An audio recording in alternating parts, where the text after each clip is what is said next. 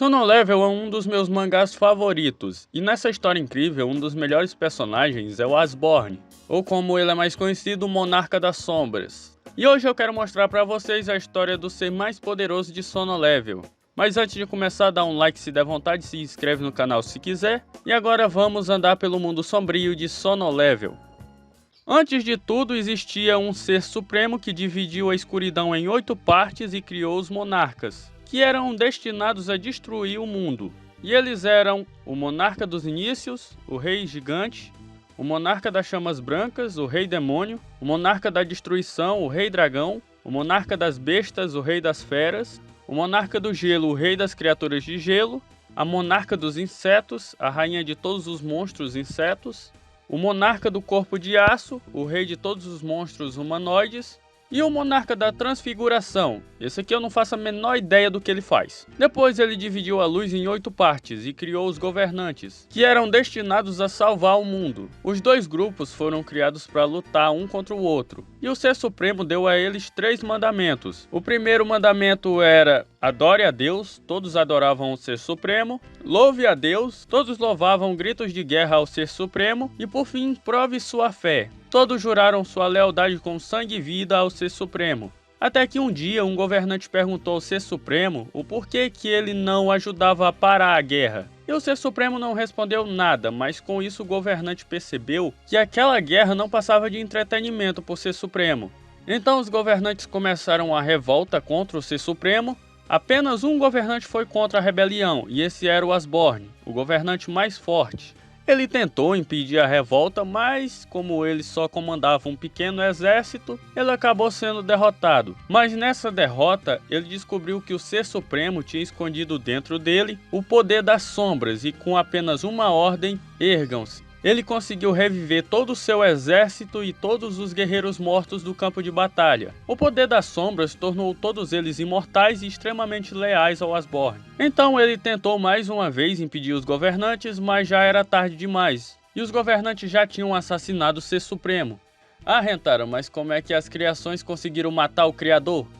Bom, isso aí é bem simples, eles foram criados para lutar. O mangá dá até um exemplo dos humanos que são mortos por máquinas que eles mesmos criam. Os governantes usaram vários itens para conter o poder do Ser Supremo, e depois disso eles se auto-intitularam os Novos Deuses do Mundo. Então os governantes usaram os poderes do Ser Supremo para capturar o Monarca dos Gigantes. Assim o equilíbrio entre os dois grupos acabou. Então o Asborn usou essa oportunidade para se aliar aos monarcas, e assim ele se tornou o Monarca das Sombras. O exército do Monarca das Sombras no meio da guerra crescia cada vez mais, até que o Monarca das Sombras se aliou ao Rei Dragão, o Monarca da Destruição. Mas isso fez o Monarca das Bestas e o Monarca das Chamas Brancas, o Rei Demônio, se unirem para enfrentar o Monarca das Sombras. No final eles foram derrotados e o Rei Demônio foi capturado e preso no vazio, enquanto o Monarca das Bestas fugiu e abandonou o próprio exército. O Asborn ele acabou sendo traído por ser forte demais. Então os governantes tentam conseguir o perdão do Monarca das Sombras por ter matado o Ser Supremo e pedem ajuda dele para acabar com a guerra. Mas o Monarca das Sombras não sabia o que fazer, então ele decidiu só se esconder e recuperar suas forças. Enquanto ele estava escondido, os governantes quase aniquilaram os monarcas. E quando o Monarca das Sombras voltou e se reuniu com eles, eles decidiram fugir para outro mundo, a Terra. Mas, como a Terra não tem mana, quando começou o combate entre os monarcas e os governantes, a Terra acabou sendo destruída. Então os governantes usaram o Cálice da Reencarnação, o item com o poder do Ser Supremo, que pode voltar 10 anos no tempo, para tentar salvar a Terra, mas ela sempre acabava sendo destruída. E essas tentativas dos governantes de salvar a Terra fizeram ela ser destruída milhões de vezes, até o Cálice ficar quase esgotado, já que naquele mundo não existe poder ilimitado. Os governantes perceberam que não importava quem vencesse a guerra, a Terra sempre ia ser totalmente destruída. Então eles começaram a dar poderes mágicos a algumas pessoas e as colocaram para enfrentar monstros, para que assim elas pudessem sobreviver à guerra e depois reconstruir o mundo.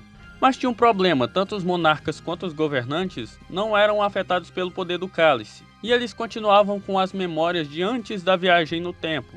Então os monarcas decidiram mudar os planos. Eles decidiram pegar emprestado corpos humanos para destruir a Terra antes do exército dos governantes chegar. Todos os monarcas fizeram isso, menos o Monarca das Sombras e o Rei Dragão, porque eles eram poderosos demais. Um ser humano nunca iria aguentar o poder deles. Até que um dia o arquiteto, um grande mago, prometeu reencarnar o Asborn na Terra. Enquanto o arquiteto planejava como iria fazer isso, o Asborn passava seu tempo observando Song Ji-won, um caçador de monstros que era considerado o caçador mais fraco do mundo.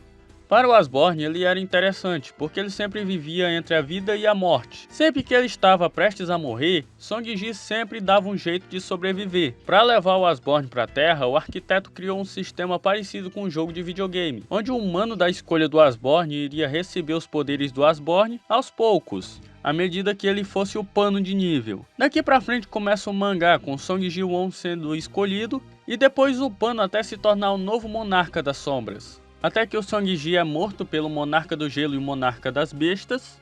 Então o Song Ji encontra o Asborn em uma espécie de limbo e ele conta ao Song Ji toda a história de origem dele. E no final o Asborn fala pro Song Ji que ele observou tanto ele que eles dois acabaram virando a mesma pessoa. E no final dessa conversa o Asborn ele fala pro Song Ji que o sistema do arquiteto transformou o corpo dele no corpo do próprio Asborn e que no final das contas eles tinham se tornado a mesma pessoa.